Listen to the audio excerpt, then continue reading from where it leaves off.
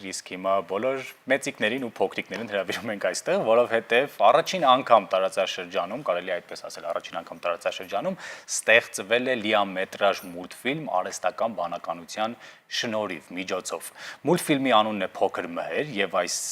գեղեցիկ թեմայի շուրջ մենք հրավիրել ենք այստեղ շատ սիրելի հյուրերին, որոնց հիմա իմ շատ սիրելի ինան կներկայացնի։ Մեր տաղավարում են Փոքր մհեր մուլտֆիլմի բեմադրող ռեժիսոր, գլխավոր պրոդյուսեր, սցենարի հեղինակ Հովհաննես Մարգարյանը, բարի լույս, եւ Փոքր մհեր մուլտֆիլմի գեղարվեստական ղեկավար Անուշ Ղազարյանը, բարի լույս։ Շնորհակալություն, որ այս թողուբոհի մեջ մեր տաղավարում եք եւ պատրաստվում եք կիսել նորությունները մեզ հետ։ Բարի լույս։ Երևի պիտի գանք առաջին ակունքներից, որովհետև սա գեներատիվ տեխնոլոգիաների 485 կենտրոնն է ստեղծում, ինչ է իրենից ներկայացնում կենտրոնը եւ ինչու եք նախաձեռնել նման հեշտ թվացող, բայց բարդագույն մի նախագիծ։ Ամեն կերպ պետք է մենք ցույց տանք, որ ինչ որ արտադրում ենք Հայաստանում, գեներատիվ տեխնոլոգիաների միջոցով, դա հենց հայկական է ու 485-ը հենց խորհրդանշում է Հայաստանի շտրիխ կոդը, որովհետև ցանկացած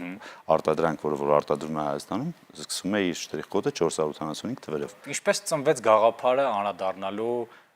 Փոքր մհերի կերպարին ու դրա շուրջ հավաքել այս մուլտֆիլմը։ Փոքր մհերին առանձնապես մեծ անդրադարձ չի եղել, ինքը ոչ միանշանակ կերպար է ու իր դրամատուրգիան ոնց որ ավարտուն չի։ Ինքը գնաց ու փակվեց ագրավակարում ու մեր համար հենց հետաքրքիր է այնպիսի հերոս ունենանք, որին որ մենք ինքներս փորձենք ճանաչել ու Փոքր մհերի միջոցով արդեն ճանաչենք էպոսը հենց իր բոլոր 4 ճյուղերով։ Աշխարհում փորձեր կան սակավաթիվ, վստահաբար, բայց սա եւս համաշխարհային մարտահրավեր է, որովհետեւ բացառիկ առաջին գործերից մեկն է, որ լիամետրաժ է արվում։ Քանի րոպե է տևում։ 80 րոպե։ 80 րոպե։ 80 րոպեն բավականին բարդ էր։ Ինչքան ժամանակ եք դուք աշխատել այս ամենի վրա։ Նոյեմբերից սկսել ենք, արդեն որոշակի տես գաղափար ունենք սցենարական մասով, բայց հենց ամբողջ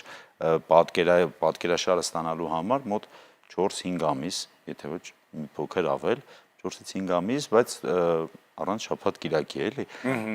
Ինքը դասական մուլտարտադրության տրամաբանության եթե նայենք, բավականին քիչ է ու հենց արհեստական բանականության հենց ողջ իմաստն է անում, որ ամենաթանկ ու կարևոր բանը ժամանակը այդ ռեսուրսը ինքը փորձի կրճատի ու խնայի։ Ու մեզ օգնեց, որովհետև մենք ունենք երազանք, բայց չկար դրա ռեսուրսը։ Նպատակ, ցանկություն, երազանք, որպեսզի այն Հայաստանի սահմաններից դուրս գնա։ Նպատակը սկզբնական շրջանում արդեն Սփյուռք, իսկ Սփյուռքից հետո թարգմանել ու տարբեր լեզուներով ներկայացնել ոչ հայ հանդիսատեսին, բայց վստահ եմ, որ իրենց կհետաքրքրի նույնպես։ Ամբողջապես գեներացվել է արհեստական բանականության կողմից, թե մասնակցություն ունեցել են նաև արվեստագետներ եւ նկարիչներ, ովքեր ստացել են, հայկականացրել են, ամբողջացրել են կերպարը, նոր դա ներմուծվել է արհեստական բանականություն։ Չէ, միանշանակ շատ մասնագետներ են աշխատել եւ նկարիչներ եւ AI արտիստները, քանի որ շատ կարեւոր էր հայկականություն փոխանցելը եւ միջավայրերին եւ կերպարներին, դա այտենց հեշտ չի ստացվում ուղղակիորեն բառեր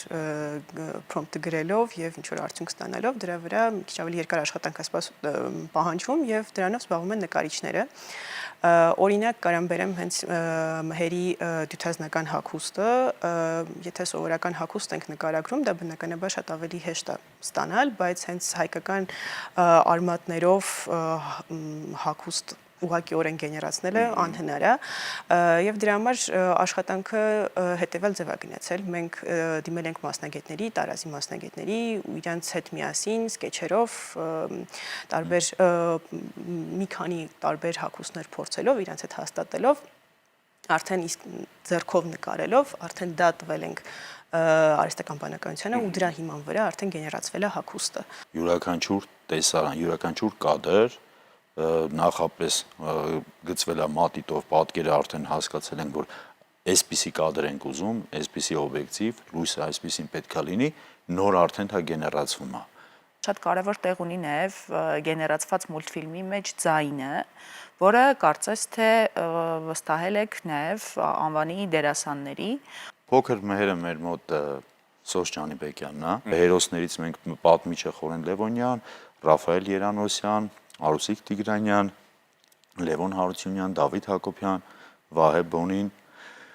ու շատ կան Հարություն Խաչատրյան, ամբողջությամբ հենց մարդկային ձայներ են, բնական ձայներ են, որովհետև արհեստական բանականությանը մենք դիմել ենք բացառապես պատկերը գեներացնելու համար։ Չեմ կարող ուղղակի հարցնել, իսկ վտանգավոր չի ամեն դեպքում արհեստական բանականությունը, որ այսքան ներխուժում է մեր կյանք։ Մուրճը վտանգավոր է, եթե իրեն սխալ օգտագործես։ Եթե ճիշտ օգտագործես, ինքը շատ օգտակար է։ Ու արհեստական բանականության